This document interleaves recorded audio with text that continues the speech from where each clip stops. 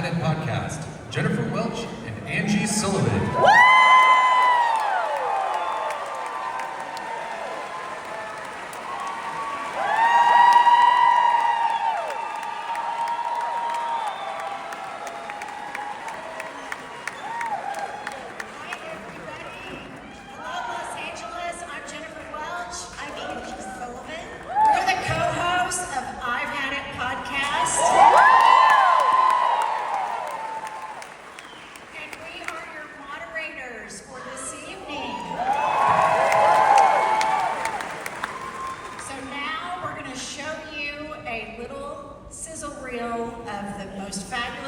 Of our 107 days.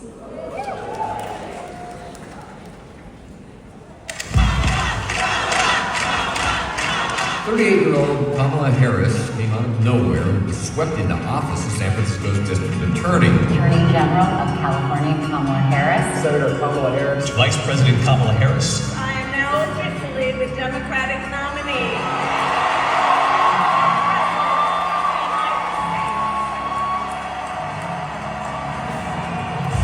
This campaign is about who we fight for. We believe in a future where every person has the opportunity not just to get by, but to get ahead. Because ours is a fight for the future.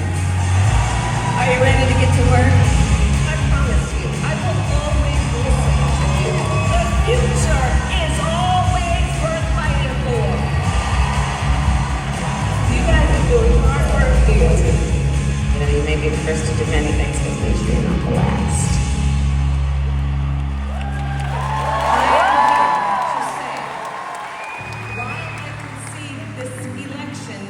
I do not concede the fight that fueled this campaign. The fight for freedom, for opportunity, for fairness, and the dignity of all people. A fight for the ideals at the heart of our nation. The ideals that reflect America at our best. That is a fight I will never give up.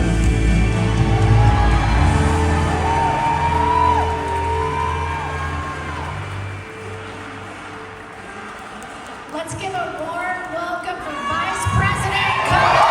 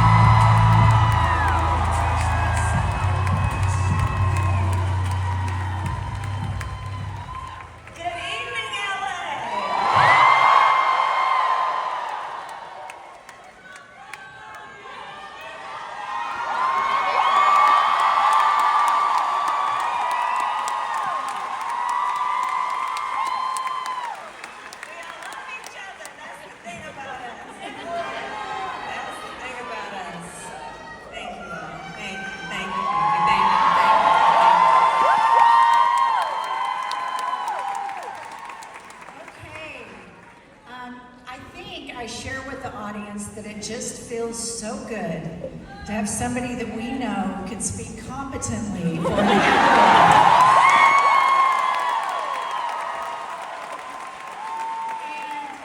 you wrote this great book, which we voraciously read, 107 days. And of course, the critics come out. A lot of people have a lot of stuff to say about it. None of us care about that, do we, guys? We want to know why you wrote it and what you think about it. Yeah, so it's great to see you, Jen and Angie. Thank you guys for your voice. So I wrote the book for many reasons, but primarily to remind us how unprecedented that election was. Just think about it. A sitting president of the United States is running for re-election. and 3.5 months before the election decides not to run. And then the sitting vice president takes up the mantle to run against a former president of the United States who had been running for 10 years with 107 days to go. And by the way, can history please reflect on the fact that it was the closest presidential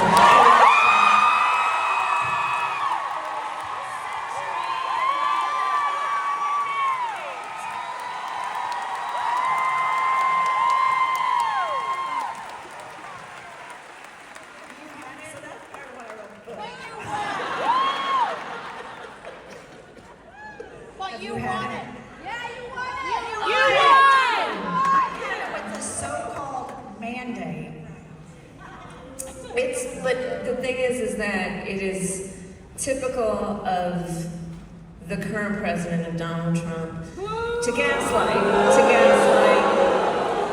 and it is important for us to remember so that we know where we've been to decide and chart where we are and need to go. One of the other reasons I wrote the book is to remind us, in those 107 days, the man was promising, I think, and one of the reasons that a lot of people who voted for him did vote for him, is because he promised on day one he was going to bring down prices. And he lied. And he lied. So today, we're at a place where the cost of groceries is up, inflation is up, unemployment is up. Meanwhile, he lines his own pockets with what is estimated to be billions of dollars, leaving behind those working people who counted on him, lifting up their condition. While he does it, what he does is on the backs of working people when he gives the richest people in our country massive tax breaks. And we have to remember that. We have to remember that he made promises that he did not keep to those people who voted for him. And then let's remember the promises he did keep. And we talked about it. And we saw it coming and we predicted it. He said he was going to engage in mass deportations. You know, I was talking with somebody recently, a friend, who was talking with a fellow in Miami, a Cuban American, who was a very big supporter of Donald Trump in the election. Turns out his life partner, his girlfriend of 20 years, is being deported. And she's Cuban American, but being deported to Sudan. And my friend asked him, well, how are you feeling about this? And he said, we didn't think this is what he would do. We thought, he said he was going to go after so-called criminals. We didn't think he was coming after us. When we look at the promises he made that he kept, he said he was going to weaponize the Department of Justice against his political enemies. And look what is happening one by one by one. He lets off the January 6ers. And then, you know, this email that now he's got to pretend that he intended on everybody to see. It was probably a DM to Pam Bondi. And now we all know what we already knew, which is he intends to go after his political enemies, including most recently Comey.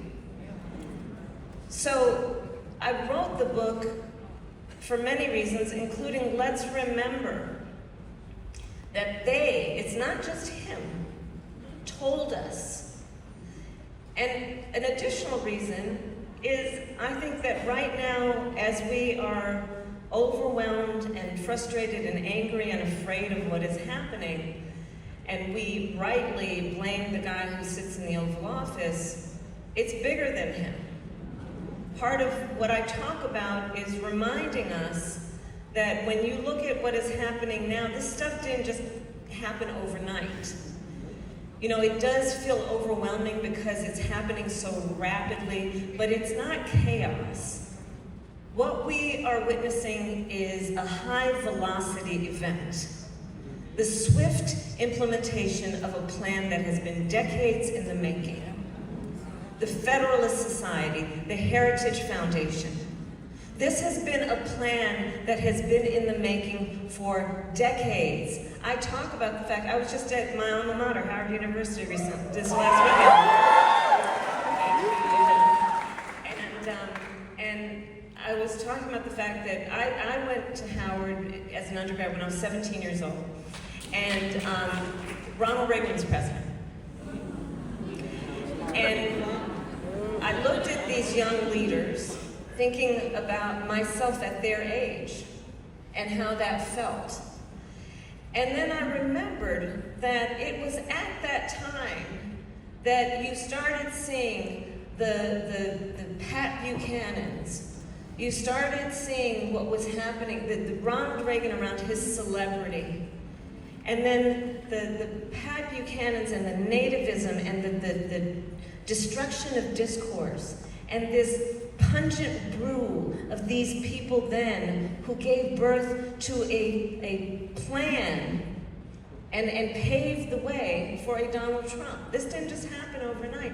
We have to remember this so that we understand that the work that we have to do is deep work.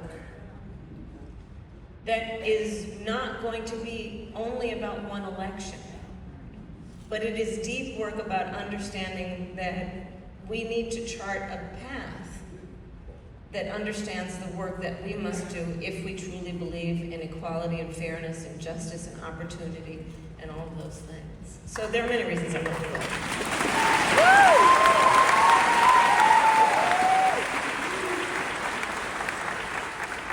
When you reflect on that 107 days, I felt like you were hard on yourself in the book, especially about the CNN interview.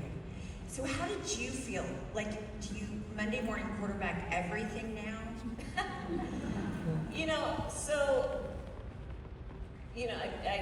I talk about, and by the way, Doug is here. Can everybody say hello to Doug?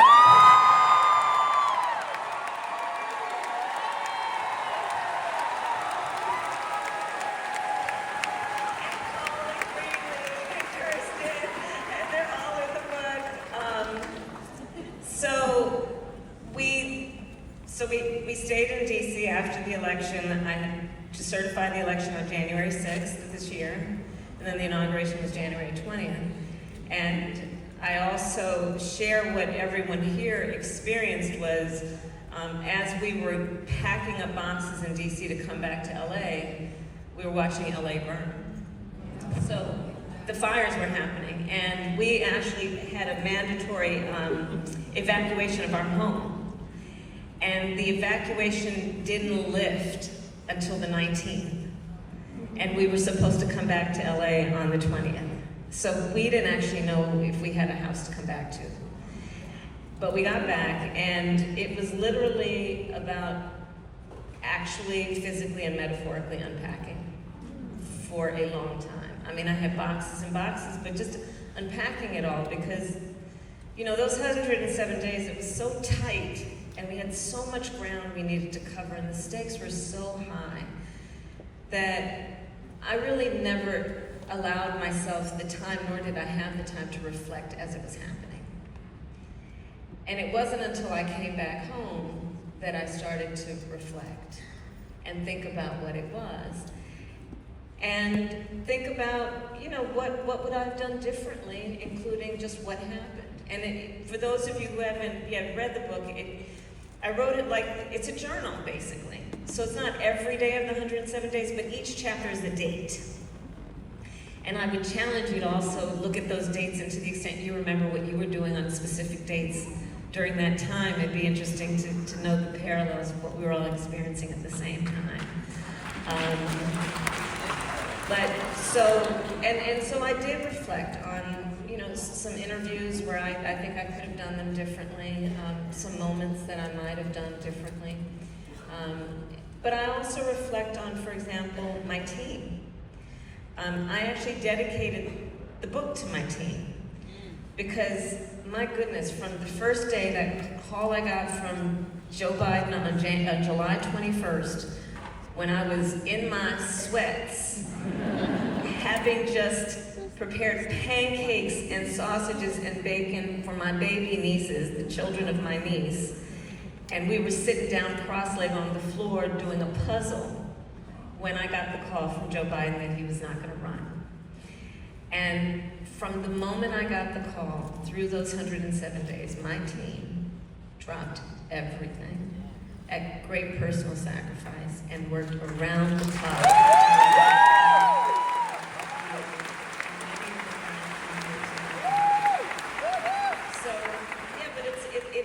Of reflection, and also I do hope that when you read the book, I was talking to some folks behind the stage, I hope that we remember also the optimism that people felt in those 107 days, dare I say the joy, our belief in what's possible in our country and the willingness to work on that. I really hope that we remember that for one reason in particular. That's in us. That's in us. And no one election or person or circumstance can take that from us. And we have to remember that our spirit cannot be defeated. We may not have won the election, but our spirit cannot be defeated.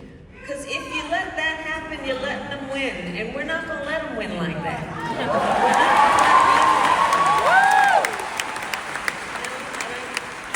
We each have light inside of us. That's how I think about it. We each have light inside of us. And when we see that inside of ourselves and see it inside of each other, in moments like this where there's so much darkness, let's let that light be the thing that fuels us to go forward and not give up and not be dispirited, because then they are winning when they cause us to lose our fight, and we can't lose our fight. We can't lose our fight. I thought one of the most relatable parts of the book, it was your birthday. And she and Doug are doing a little, Doug's leaving. They're doing a little rendezvous, and it's interesting to think because, you know, for us, you were the vice president, and you had to do shit all the time for all of us. Yeah. But you actually are a mother and a wife, and you have birthdays, and you have these personal things that the public isn't privy to. So your team arranges for you and Doug to rendezvous, and it sounds like kind of a flea bag. Somebody dropped the ball in the hotel or whatever. And so you're taking a bath, and the towel's across the bathroom, and you can't get to it. Anybody else ever experienced that? You know, the towel is not where you need it to be. Okay. And you call Doug, and you're like, GDMFer, I need a towel, whatever, I'm paraphrasing. But for me, anybody who's been married has experienced that, and if they say they don't experience that, they're liars. And so, share with us, like, was that something tangible that you could get mad at because of the stakes? Because of course you weren't that mad about the towel, of course you weren't really mad at Doug, but it was something tangible. It's like, all right, I'm going to take it all out on this incident right here, because I do that all the time. So what happened was, it was my big birthday, and we were campaigning, and Doug, was everywhere. We would kind of divide and conquer, so we were apart a lot, but our teams conspired to make sure we would be together that night at this hotel. And Doug hadn't planned anything. Nothing. Not the dinner, not the gift. Nothing.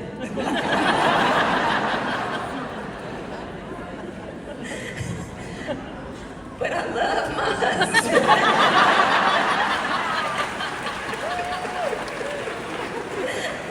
I love him to death. And so that all happened, and then I was like, one of the things I did do to try and like come down at the end of the day is I would always try and take a bath. It really, I recommend it as a way to just bring it down. So I went to take a bath, and he was watching what it was just about to be the World Series. And because my birthday's October 20th, so you can kind of put back what that is. So in any event, I'm in the tub, he's in there watching baseball, and the towel's across the bathroom. So I'm shouting out, Dougie? Nothing. Doug? Nothing. So then I have my phone near me because, of course, I'm running for president of the United States. I have to have a phone near me at all times. So I call my husband. He doesn't answer. Then I FaceTime audio him. Here's the answer. What's up?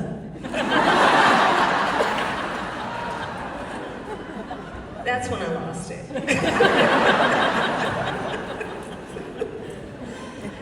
And at the end of that night, he said something, because you guys, I think, people here have come to know Doug, and he is one of the kindest, most wonderful people in the world.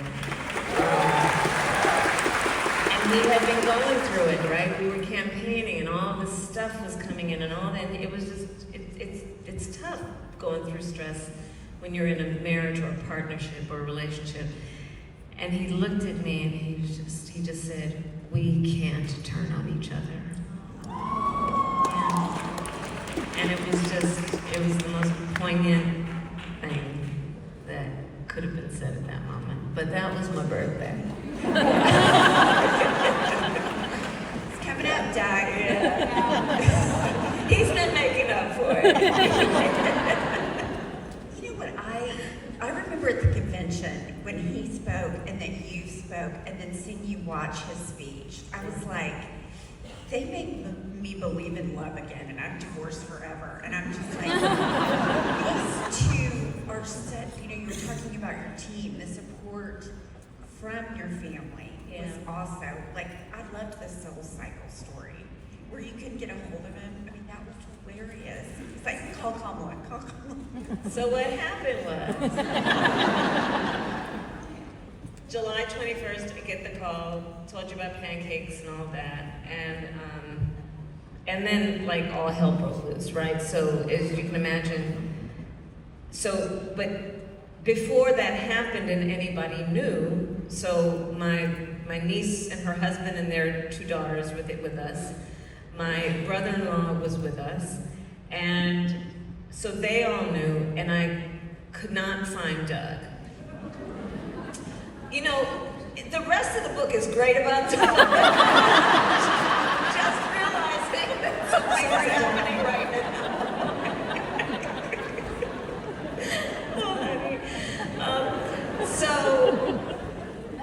So I'm trying to find him, but I made 100 calls that day to delegates, and former presidents, and I talk about all those calls in the book. But I couldn't find Doug, and so then I asked Mina, my niece, and Tony, find Cole, who is here, our son. Find Cole so he can find his father, because Doug was here in LA. Couldn't find him. You know why? Because Doug was on a bike at Soul Cycle in West Hollywood without his phone. So then he goes to have coffee, as he does after Soul Cycle with some of his friends, left his phone in the car. And one of his friends looks at their phone and says, Doug.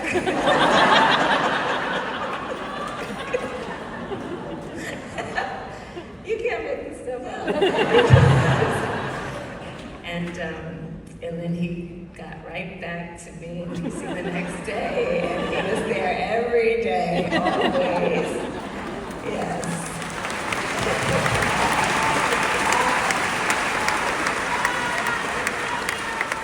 In fact, my best friend Chrisette is here, and she's the one who set Doug and me up on a blind date. Oh!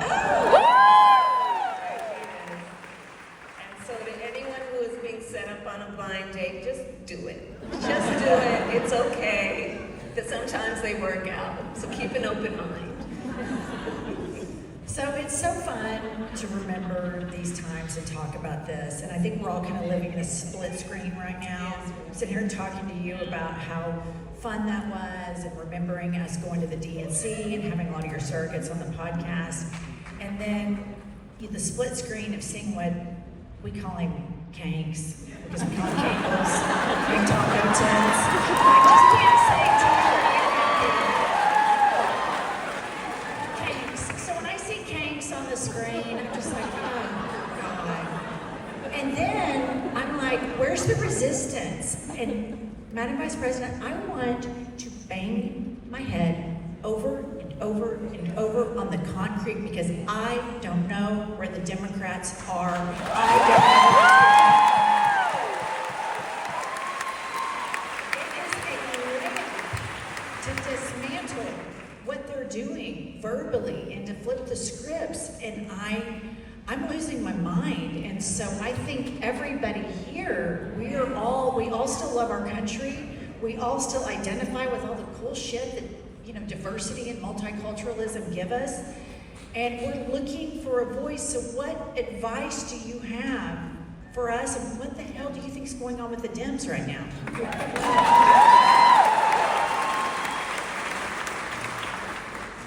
So, first of all, I predicted almost everything that has happened,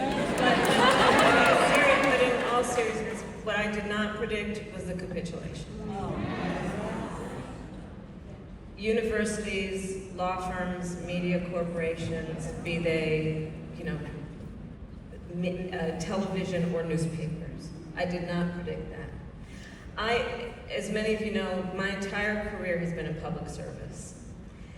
But I have worked very closely with the private sector over the years on many public-private partnerships, and I always believed that if push came to shove, the titans of industry would be among the guardians of our democracy.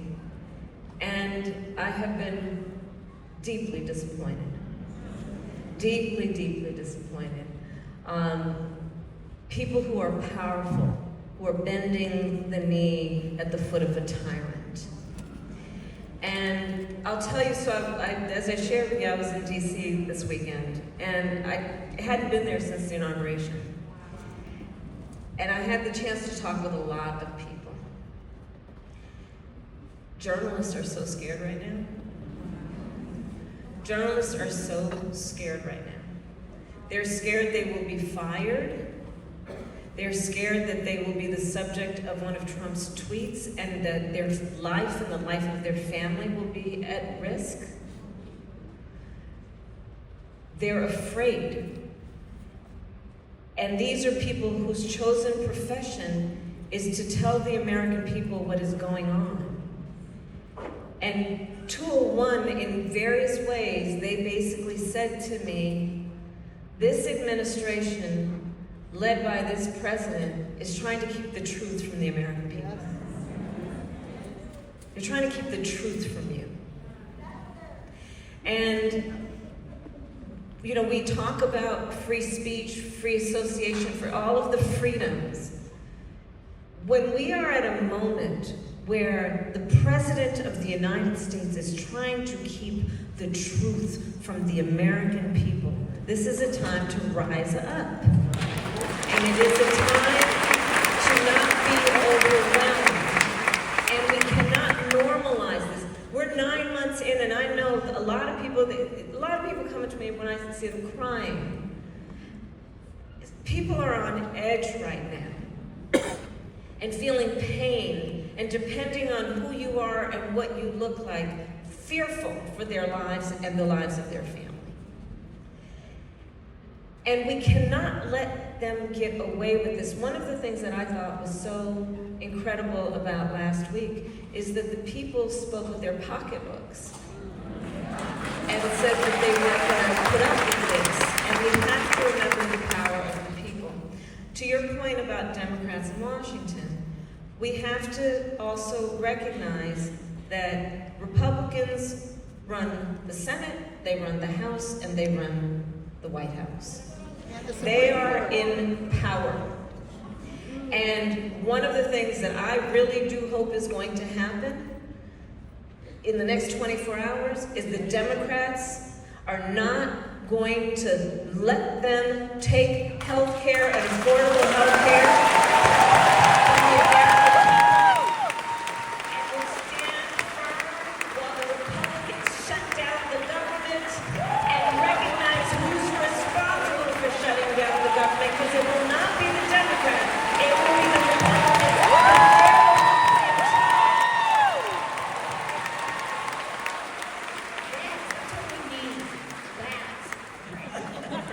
And we just need truth tellers. Yeah. And it's going to be about all of us. Kamala Harris for the people. I believe in the power of the people. And right now, where we're seeing a vacuum or an inability to hold on to power in places where we like to see it, we always have to remember the power of the people to rise up in whatever way you choose, be it attending a peaceful protest, be involved in a state, local, or national election, being engaged with your civic organizations or the place where you worship. But we have to stay engaged, because here's the other thing that I'm seeing, Jen and Angie, that really does concern me about one of the effects of this moment. And it pains me. There are a lot of Americans who don't trust other Americans. I think we're seeing it more than we've seen in a long time, where Americans don't trust other Americans. We don't trust each other. We don't trust institutions, but we don't trust each other. And I think we each have to think about in our own lives, knowing the power that we have on that point. I'd ask everyone here to work on what I know you do already, because you wouldn't be here if you didn't. Let's work. We got some deep work to do, and it's going to be about the next election, but it's going to be deeper than that. The point that I would make to Democrats, especially in elected offices, is a few things. One, and to the pundits. By the way, I did not write this book for the political pundits. I did not. But one is this: in terms of how we campaign, I think one of the lessons that I realize that we've got to really incorporate is we have to campaign on the immediate needs of the American people. And by that I mean we must stay focused on issues that I know we all care deeply about, climate and other issues that are today and tomorrow. And we must focus on the immediate issues. For example, part of my reflection is this. When we did the Build Back Better bill, when we did the infrastructure bill, the CHIPS Act, I would have done that differently. I would have done the family piece first, which was affordable child care, paid leave, extension of the child tax credit. To get to people immediately the things that they need to just get by today. Another point I'd make is that we all, Democrats, independents, whoever is thinking the way I think we all think, we've got to rebuke and get rid of this gaslighting they're doing, which is to suggest that the powerless are the reason for our predicament and not look at the powerful.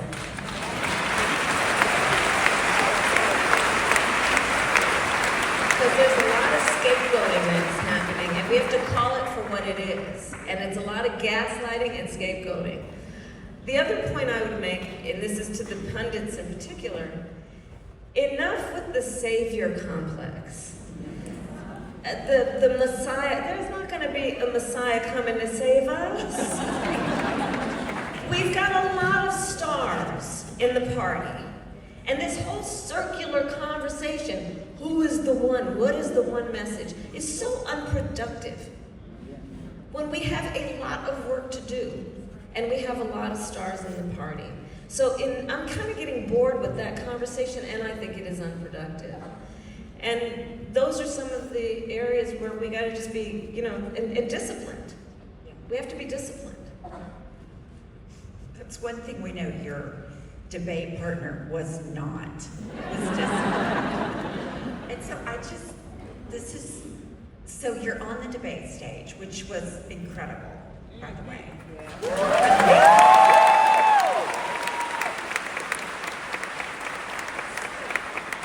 When you said they're eating the dogs and eating the cats, were you just shitting?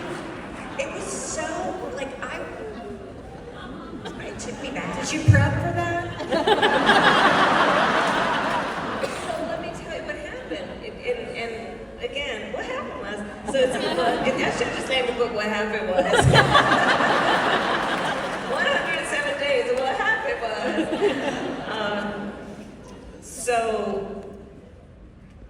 So basically this is what occurred.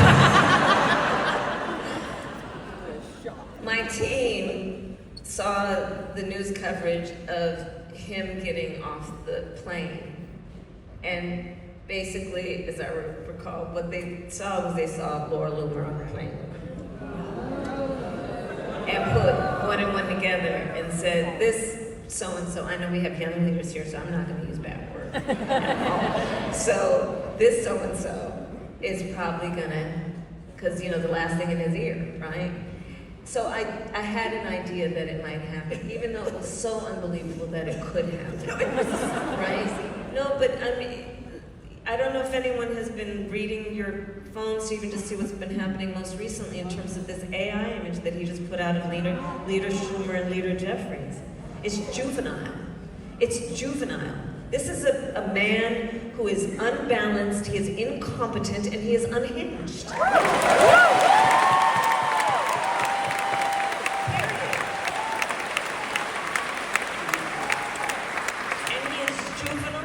He has a fragile ego, and he is the President of the United States. And he needs to take a Tylenol. And so, obviously, this is a really bad combination. And we've got to take it seriously. And I just, again, I'll revisit the point I made earlier, and I hope, I beseech, I beg, of myself and each of us, let's not ever normalize what's happening right now and get used to it. We cannot get used to it. We cannot get used to it. We cannot say this is predictable, of course this is happening. Because part of my theory is that I think of the deep work we have to do, one piece of it includes, we have de-emphasized the impact of the pandemic on the psyche and well-being of the American people. That was so deeply traumatic for so many people. 1 in 4 African Americans lost a family member to COVID. You look at the number of people that lost their jobs, their homes, small businesses, our children who lost such significant phases of their development and education and socialization. And when you think about what it was, even if a parent could afford 3 meals a day, just realizing, I don't know how to feed my child 3 meals a day. For some of us, I'll confess for myself, learning that 5th grade homework is really difficult. It's really difficult.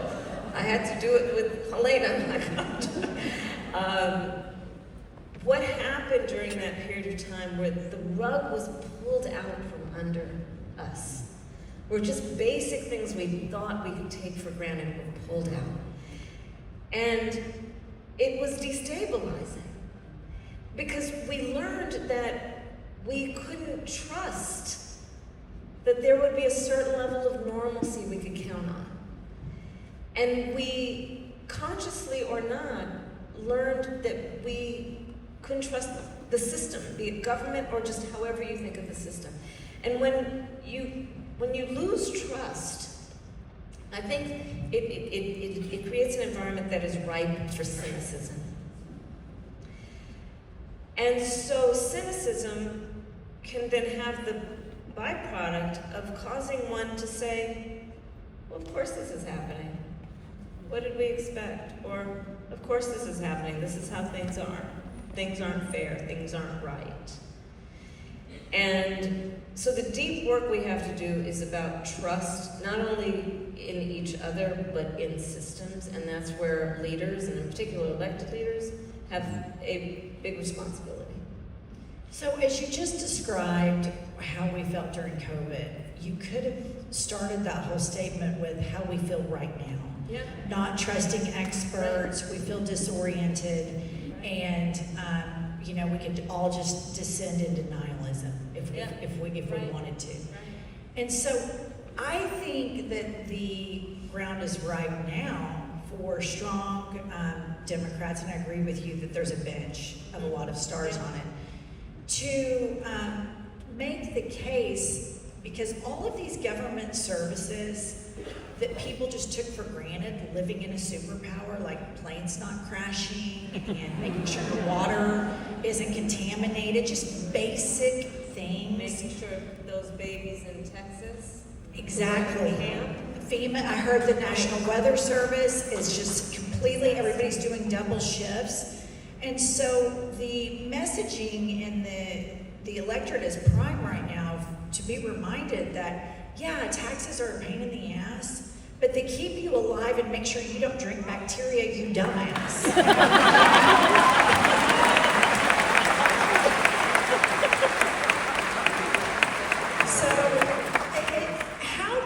My question is, how difficult is it for you? You were a part of an administration and people knew what they were doing. They knew how to pass legislation. They knew how to govern. People were smart. They had smart conversations. They were surrounded by experts. I'm talking the biggest geeks that have never made a B in their lives. You're surrounded by them. Everybody's doing it. How painful is it to watch the breathtaking stupidity of this administration? And you were just officing there. You were just around the tables. Nobody had to go, oh my God, Madam Vice President, you're so fabulous. You're so great. It's how difficult is it to watch something that you were a part of, 250 years of building, and then you know where they're sitting and you're watching them dismantle it. It's extraordinarily painful. It's extraordinarily painful for me. I have spent more hours in time than I can count in the Oval Office. With the president, with the Secretary of, just with the Secretary of Defense, a very noble military man who is a public servant to his core, as compared to this Hegseth, which is just, and what they're doing, it's just the parade of. It's very painful for me. It's very painful for me, having been inside. It's painful for me because. Quick follow-up, really quick. Is the interior design painful for you? The Marie Antoinette sitch that we have for one in the paper. Well, you're a designer, right? It's extraordinarily painful. All right, get back to the serious stuff. I have met so many people who have dedicated themselves to our health and well-being and safety.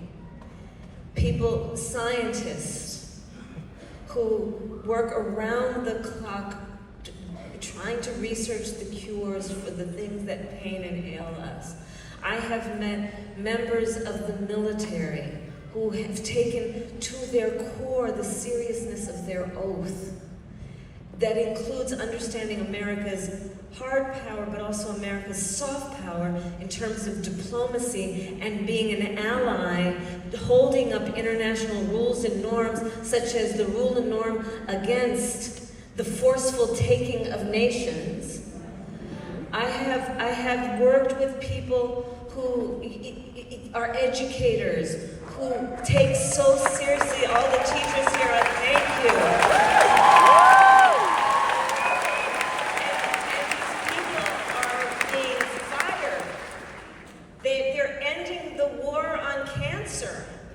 They are just trying to destroy the Department of Education, which means school lunches and Head Start.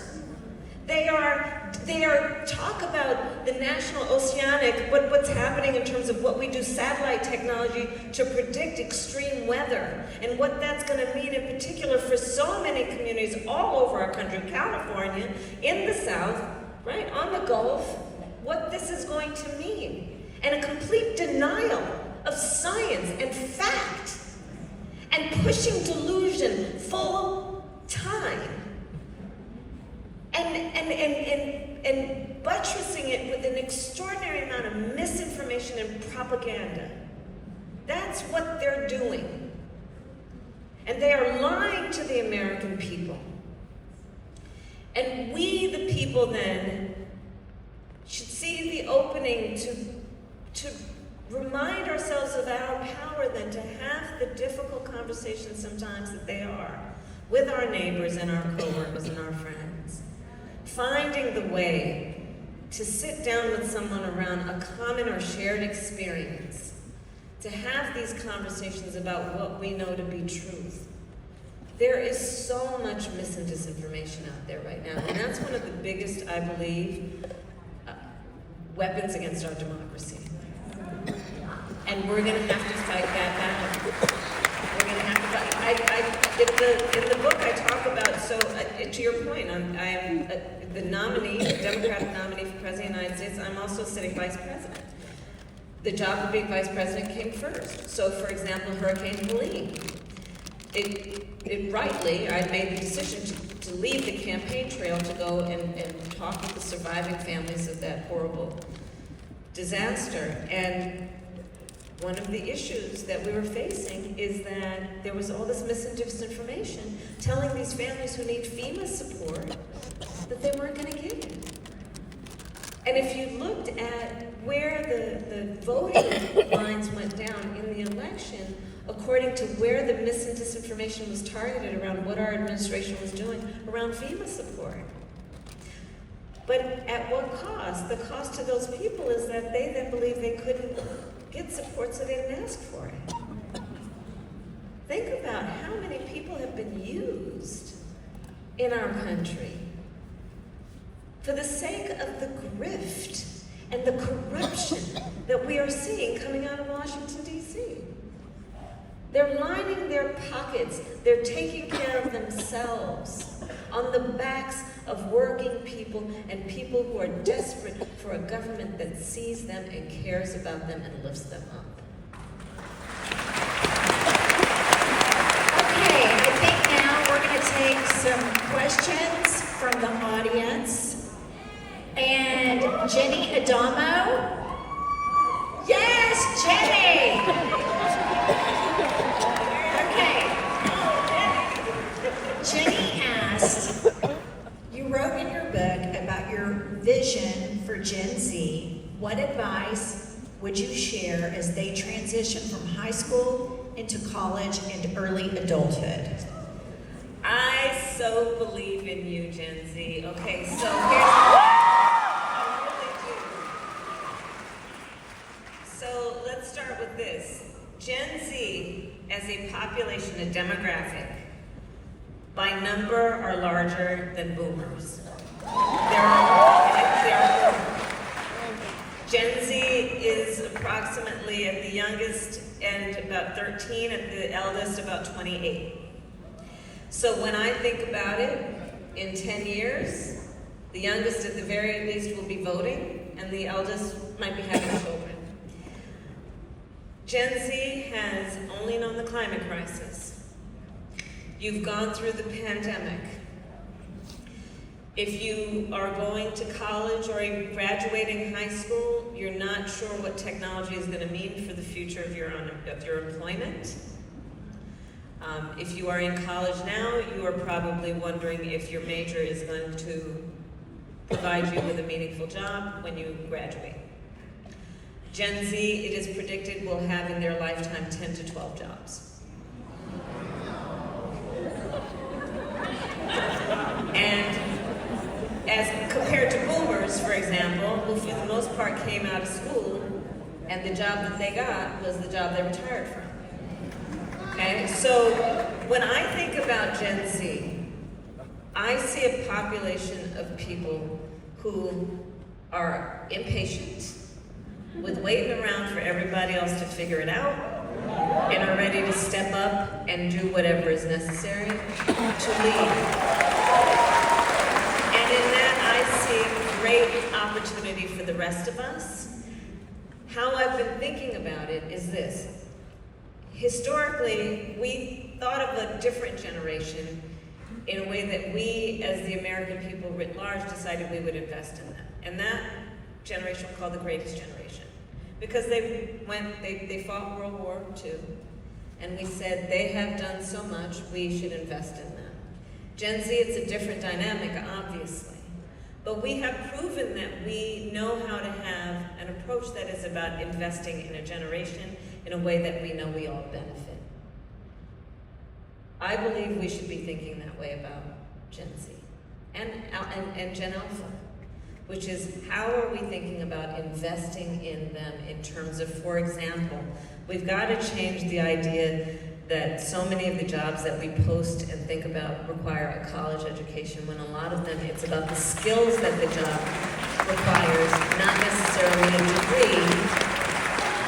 And actually part of my plan was to, with the federal government, which is the largest employer in our country, start there and re-profile those jobs to determine which is about the skill as opposed to a degree. That's part of what we need to be thinking about moving forward. Not that there are jobs that require a high level of skill that do not require a college degree. Part of it is we have to think about how this generation is going to be able to afford to live. And by that, I mean not only the cost of groceries, but affordable housing and what we need to do to assist them. There's a lot of work, and I talk about it in the book. But I'm very optimistic about your generation. And I do believe that we, as a country writ large, should see the opportunity in your generation and invest in your future, because it is our future.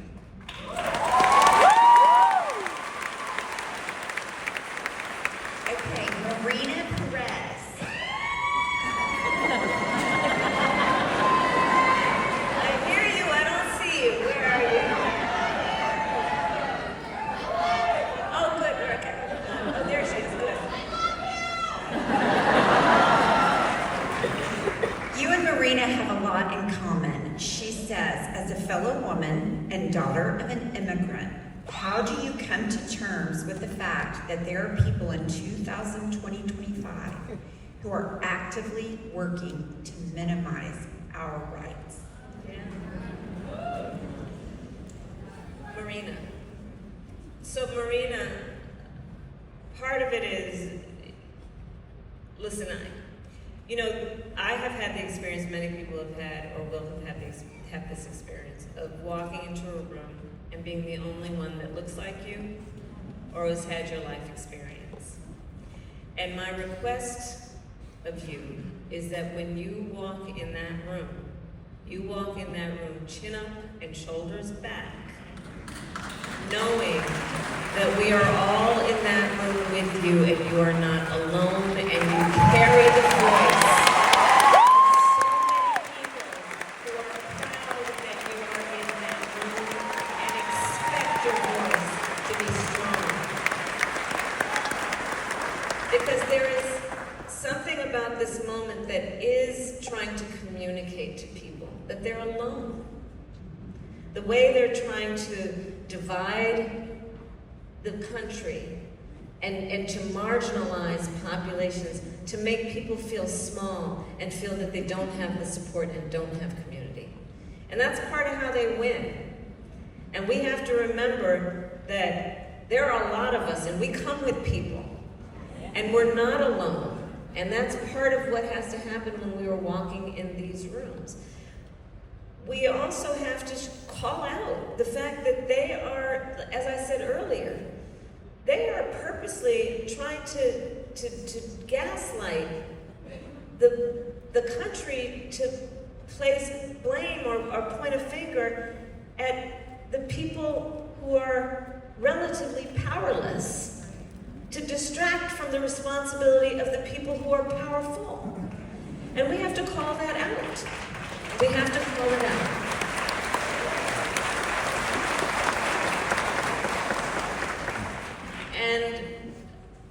ultimately, look, this is a nation of immigrants.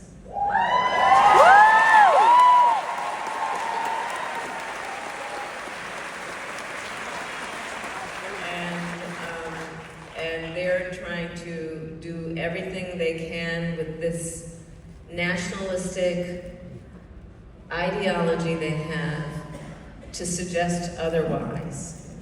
And we have to carry our truth, we have to speak it, and we cannot be silent, and we cannot be afraid, and we have to stand with each other. I believe nobody should be made to fight alone, and so that means all of us standing with each other. Okay, and our final audience question is from Darren J. Bonayod. Darren, did I mispronounce it? Darren, where are you? Darren, very top. Okay. Darren asks, during your concession speech, you said that the fight takes a while and that it doesn't mean we won't win. With political unrest growing daily, how can people remain hopeful amidst this ongoing fight? So Darren, that chapter in the book, Election Night, was probably the most difficult thing I've done in terms of having to write and think and relive it. I actually share in the book that it wasn't until I was writing that chapter about election night, that was the first time Doug and I talked about election night, because it was so traumatic. We had never talked about election night with each other. And, you know, I checked in with various people in writing the book, because I know what my experiences was, you know, what was happening, what else did you see? And so I talked with Doug about that night. And that was the first time that he told me, I'm writing the book, months later, that, so election morning, so the night before the election, we were in Philly for a big rally on the Rocky Steps. And then we went back to DC after midnight. Family was staying with us. And the next morning, everybody woke up to go their separate ways to campaign on election day. And Doug and my brother-in-law went to Pennsylvania.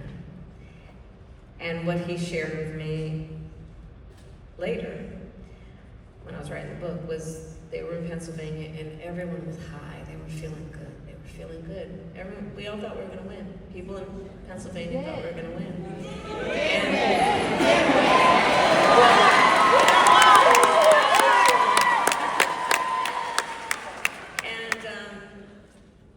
On their way back, he and my brother-in-law, Tony, they got a call from a friend of ours who's a Democrat and was in the war room at Fox News. And he said to them, what are you guys hearing? Because what I'm hearing here in this boiler room is not good. And so Doug and Tony are now carrying this information back with them as they come back to the house. And Doug, I knew something was off, but there was so much going on. The house was full, it was election day. And what I learned in writing the book is Doug went right upstairs, went to take a shower, and prayed.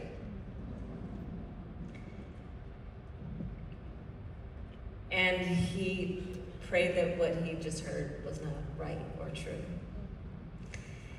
And then the night went on. When we talked about it, I said, well, you remember we did the small family dinner? And he said, yeah, and I said, but remember I stood up and gave a toast to the family for all the sacrifices that they made.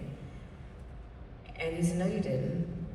Because he couldn't see anything beyond what was in his head and worry, and he didn't want to say anything to me. And then, of course, the results came in. And I will tell you, people have asked what that felt like, and I realized I haven't felt anything remotely as similar since my mother died. I was grieving. And I was grieving for the country, right? I knew what was gonna happen. I knew what it would mean. And so when I learned, I couldn't stop saying over and over again, my God, my God, my God, my God. I kept saying it. I was in a state of shock. And so the next day, because that night we were supposed to, what we thought was going to be a victory speech at Howard at the university, and the stage was set up, and people had come from all over the country. And we told them that night, because at the time we didn't want them to have to wait. We were still waiting for the returns, come back tomorrow. So, knowing the outcome of the election, I needed to prepare my remarks. And I was trying to reconcile that I had told and said and believed and still believe, but would say, and the crowd would respond, I'd say, when we fight, we win. We said that everywhere, and I believe it. And I had to reconcile that. Because it wasn't, for me, as trite as, oh, you win some, you lose some. That's not what this was. And so, literally on the way to Howard, I changed the speech to add that point. Sometimes the fight takes a while. So we don't give up.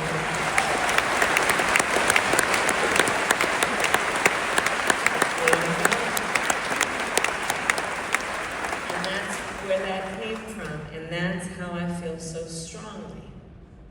And that's what I mean when I say we cannot let our spirit be defeated, and that our spirit cannot be defeated with an election or by an individual or a circumstance, because then they're winning. And the fight does take a while, and we're in it, and we can't walk away from it. And we have to know we are all in it together. And our fight sometimes will cause us to sing a song. Sometimes it will cause us to dance. It will allow us to laugh. And it will allow us to do what is necessary to stay committed and stay strong and stand with each other. And no times like this require us to fight fire with fire.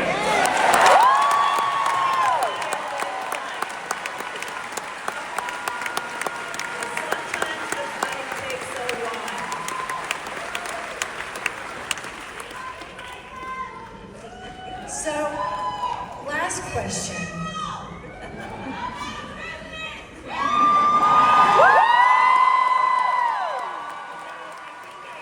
I think I speak for the audience on this. There are these feelings we have, those of us that voted for you, that are complicated right now, because you were our hope, and you know, you were our mama, you were our badass, yes, let's go. And then the devastation that you felt, and the, oh God, we felt too. So seeing you, when I first saw you backstage, is both joyful and sad, both at the same time. You know, very complex emotion, because we Democrats are capable of that. But what does the fight look like now? What does this fight look like for us? Because it feels daunting and foreboding, and I'm scared shitless a lot of days about what's going on. With the reason, and there's reason to be, look, there's reason to be afraid. There's really good reason. And it may get worse before it gets better, guys. Okay? It may. Given the trajectory that we're on, I mean, we're only 9 months into this thing. There are 3 more years. So, but that's where we are, okay? That's where we are. So the question is, what do we do? And part of it is we don't get used to this stuff. And we understand the voice of the people and the power of the people. Again, I point to last week. The people spoke. So where there is compliance and where there is, codependency and where there is capitulation, we have to remember the power is with the people in this democracy as long as we can hold on to it. And so that's it in terms of just our psyche and our frame of mind. Yes, it's painful. And if we weren't feeling pain, what would we be? Psychopaths, right? So we're not. So we feel pain. We see what's happening. Sometimes it means take a break, and that's okay. Sometimes it means just work through the pain, whether it be tears or, look, one of the things I'll give as a piece of advice. So in my career, what I have learned is I've done nothing without the support of people who have loved and cared for me. And I've always been kind of conscious about having that safe group. And it's not going to be a lot of people, but it'll be those people who kind of understand what you're going through and are the people that you can call and laugh at the thing you're not supposed to laugh at, or use the words you wouldn't use in church or synagogue or at the mosque. It'll be, the people who will laugh with you when you trip and fall, but will then pick you up and push you back out. Don't experience this alone, is my point. Don't experience it alone. We have to hold on to each other and talk about how this feels in a way that one is just to remind us we're not crazy. This is crazy, right? We're not. And then we have to think about the many ways that we can just be engaged, and it may be helping out that single parent who is your neighbor to say, hey, can I help you out? I'm going to run to the grocery store. What do you need? It may be just about the volunteer organizations. They're trying to go after all the nonprofits who are doing such good work. This is awful what they're doing. Support those nonprofits who are doing good work, whether it be immigrant rights, whether it be LGBTQ rights, whether it be... Support those folks. Because right now, they're directly being attacked. Right? There are things we can do at every level that include getting involved in elections. But let's stay active. Let's not let them get us to put our pillow over our head and say, wake me up when it's over. Because it won't be over unless we're awake.